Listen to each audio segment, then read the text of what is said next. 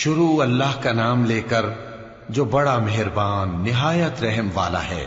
حامیم، اس کتاب روشن کی قسم کہ ہم نے اس کو ایک مبارک رات میں نازل فرمایا، ہم تو خبردار کرنے والے ہیں۔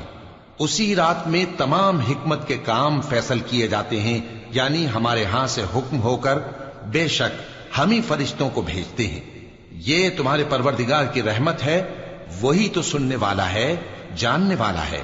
آسمانوں اور زمین اور جو کچھ ان دونوں میں ہے سب کا مالک، بشرطے کہ تم لوگ یقین کرنے والے ہو۔ اس کے سوا کوئی معبود نہیں، وہی زندگی دیتا ہے اور وہی موت دیتا ہے، وہی تمہارا اور تمہارے پہلے باپ دادوں کا پروردگار ہے۔ لیکن یہ لوگ شک میں پڑے کھیل رہے ہیں، تو اس دن کا انتظار کرو کہ آسمان سے صاف دھواں نکلے گا جو لوگوں پر چھا جائے گا، یہ درد دینے والا عذاب ہے۔ اس وقت وہ کہیں گے کہ اے پروردگار، ہم سے اس عذاب کو دور کر، ہم ایمان لاتے ہیں۔ اس وقت ان کو نصیحت کہاں مفید ہوگی، جبکہ ان کے پاس پیغمبر آ چکے جو ہمارے احکام کھول کر بیان کر دیتے تھے۔ پھر انہوں نے ان سے منہ پھیر لیا اور کہنے لگے، یہ تو سکھایا پڑھایا ہوا ہے، دیوانہ ہے۔ ہم تو تھوڑے دنوں عذاب ٹال دیتے ہیں، مگر تم پھر کفر کرنے لگتے ہو۔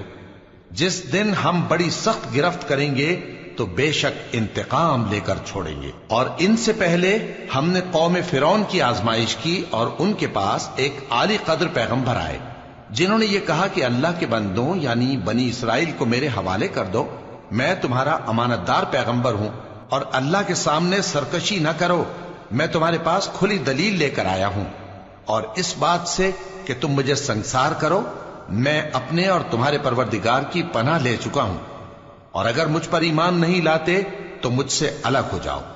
تب موسیٰ نے اپنے پروردگار سے دعا کی کہ یہ نافرمان لوگ ہیں۔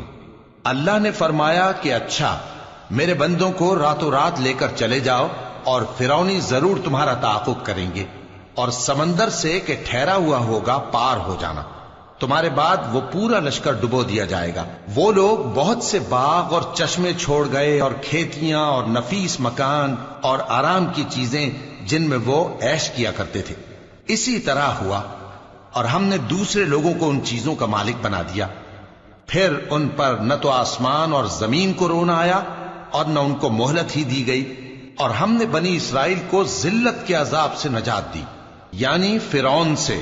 بے شک وہ سرکش اور حد سے نکلا ہوا تھا، اور ہم نے بنی اسرائیل کو اہل عالم میں سے علم کی بنیاد پر چنا تھا، اور ان کو ایسی نشانیاں دی تھیں جن میں کھلی آزمائش تھی۔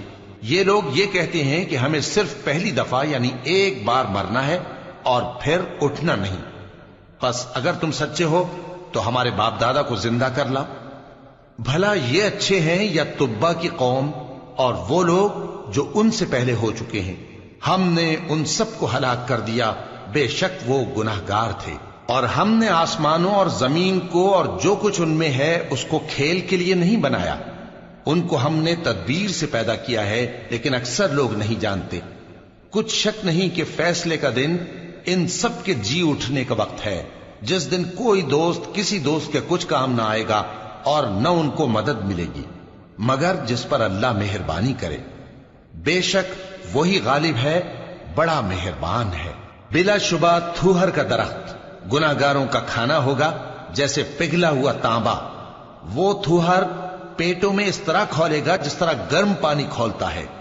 حکم دیا جائے گا کہ اس کو پکڑ لو اور کھینچتے ہوئے دوزخ کے بیچوں بیچ لے جاؤ، پھر اس کے سر پر کھولتا ہوا پانی انڈیل دو کہ عذاب پر عذاب ہو۔ اب مزہ چکھ، تو بڑی عزت والا اور سردار تھا۔ یہ وہی دوزخ ہے جس میں تم لوگ شک کیا کرتے تھے۔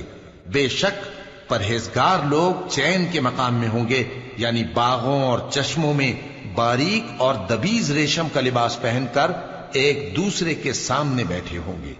وہاں اس طرح کا حال ہوگا، اور ہم بڑی بڑی آنکھوں والی حوروں کو ان کی بیویاں بنا دیں گے۔